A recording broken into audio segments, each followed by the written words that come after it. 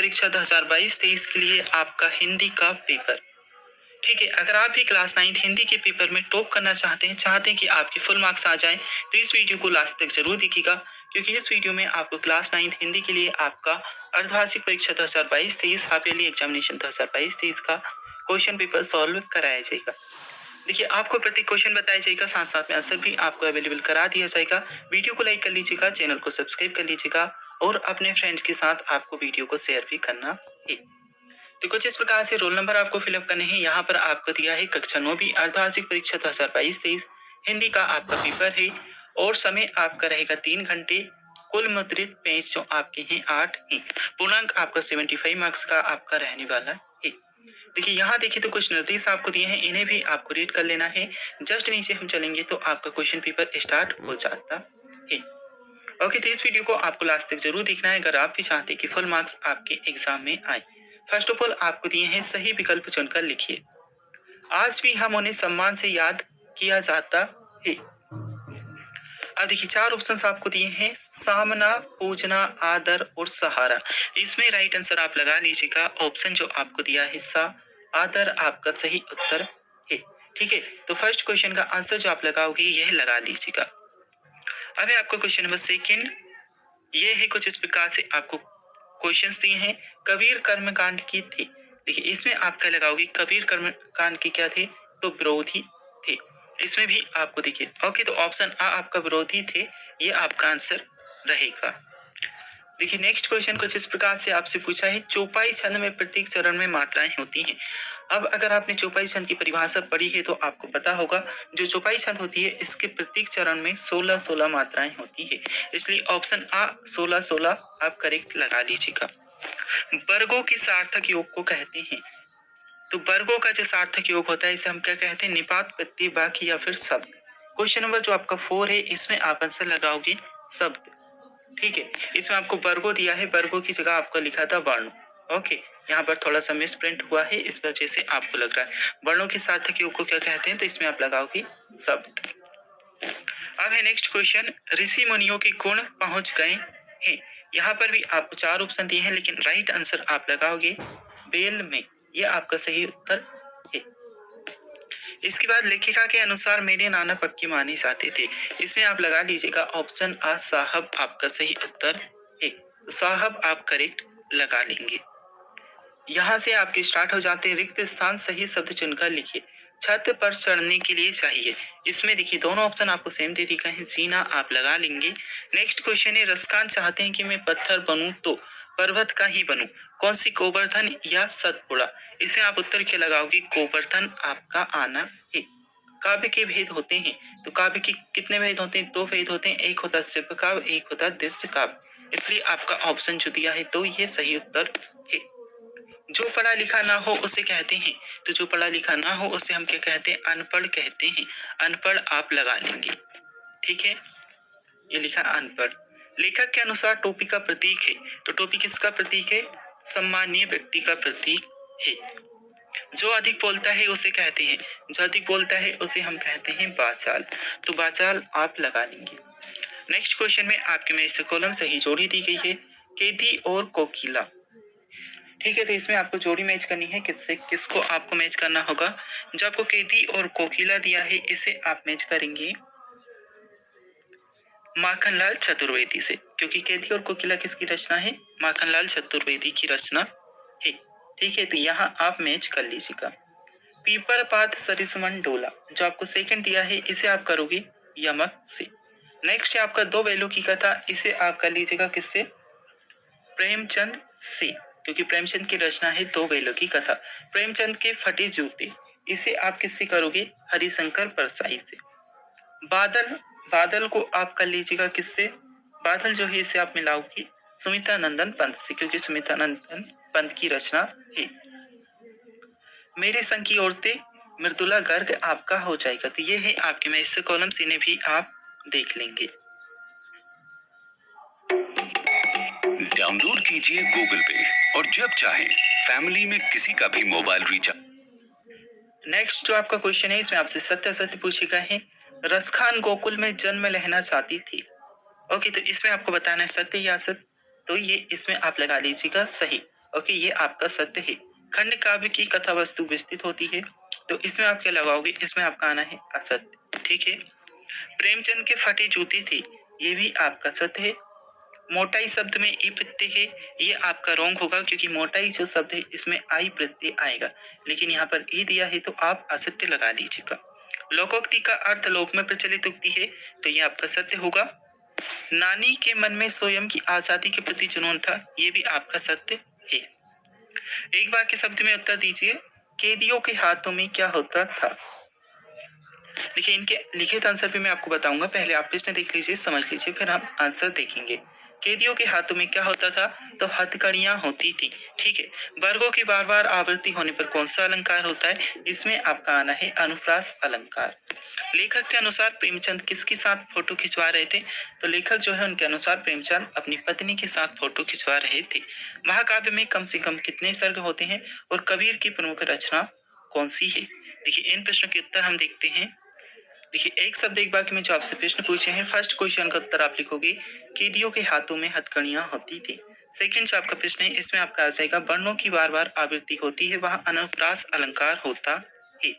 जो आपका तीसरा क्वेश्चन है, इसमें आप लिखोगे लेखक के अनुसार प्रेमचंद अपनी पत्नी के साथ फोटो खिंचवा रहे थे। फोर्थ जो आपका क्वेश्चन है, इसमें आपका आंसर होगा महाकाव्य में सर्गों की संख्या 8 से अधिक होती है। ओके, मतलब 8 से कम नहीं होती, मिनिमम 8 होते हैं। कबीर की प्रसिद्ध रचनाओं में कबीर, बीजक, सुखनिधन, होली, आगम, शब्द, बसंत, साखी और रक्त शामिल हैं। अन्य भाषाओं के संपर्क में आने पर दो शब्द हिंदी भाषा में प्रचलित होते हैं, उन्हें आगत शब्द कहते हैं। ठीक है, यह आपका क्वेश्चन नंबर 6 का आंसर रहेगा। देखिए, साथ साथ में आप क्वेश्चन नंबर 6 का उत्तर भी यहाँ पर देख सकते हैं, जो आपसे अति लघु उत्तरीय प्रश्न पूछे हैं। इनमें कोई संदेह नहीं है कि श्री कृष्ण कवि के आराध्य देव थे। मेरे विचार में श्री कृष्ण का सानिध्य प्राप्त करने के लिए कवि को पशु, पक्षी तथा पहाड़ बनने में कोई संकोच नहीं है, क्योंकि यदि इनमें वे कुछ भी बनते हैं तो उन्हें हर रूप में कृष्ण की सानिध्य ही प्राप्त होगा। और देखिए, क्वेश्चन नंबर 6 का जो आपका अथवा वाला प्रश्न है, ये आ जाता है कवि को कोयल से ईर्ष्या क्यों हो रही है। साथ में आपको क्वेश्चन नंबर 7 दिया है पद्य साहित्य के इतिहास को कितने कालों में विभाजित किया गया है, नाम लिखना है। अथवा में आपका एक और प्रश्न पूछा है भक्ति काल के 2 कवियों के नाम एवं उनकी रचनाएं लिखनी है। देखिए, प्रश्न क्रमांक 6 का जो आपका अथवा वाला प्रश्न है, उत्तर आप यहाँ पर देख सकते हैं। कवि की कोयल से ईर्ष्या का मुख्य कारण उनकी स्वच्छंदता से है। वह आकाश में स्वतंत्रता से उड़ान भर रही हैं और कवि जेल की काल कोठरी में बंद है। कोयल गाकर अपने आनंद को प्रकट कर सकती है। कवि के लिए तो रोना भी एक बड़ा गुनाह है, जिसके लिए उसे दंड भी मिला है। यह आप उत्तर लिखोगे। नेक्स्ट जो आपका क्वेश्चन है, क्वेश्चन नंबर 7, इसका उत्तर आप देख लीजिए। पद्य साहित्य के इतिहास को 4 भागों में विभाजित किया गया है। आपसे पूछा था कि कितने भागों में विभाजित किया है, तो 4 भागों में लिखोगे। फर्स्ट है आपका आदिकाल, सेकंड भक्ति काल, तीसरा रीतिकाल और चौथा आधुनिक काल। क्वेश्चन नंबर 7 का जो आपका अथवा वाला प्रश्न है, इसका उत्तर आप देख सकते हैं। कबीरदास, कबीर, बीजक, सुखनिधन, होली, आगम, ये आप लिख लीजिएगा, क्योंकि 2 प्रमुख कवि एवं उनकी रचनाएं लिखनी है। तो प्रमुख कवि क्या होंगे हमारे, कबीरदास और उनकी रचनाएं, कबीर, बीजक, सुखनिधन, होली और आगम। तुलसीदास जी की देख सकते हैं, तुलसीदास ये हैं और इनकी प्रमुख रचनाएं तुलसी, रामचरितमानस और बरवे रामायण लिख लीजिएगा। देखिए, नेक्स्ट क्वेश्चन, क्वेश्चन नंबर 8 आपसे पूछा है रसखान के काव्य की काव्यगत विशेषताएं लिखिए। अथवा में आपका एक और प्रश्न है माखनलाल चतुर्वेदी की काव्यगत विशेषताएं लिखना है।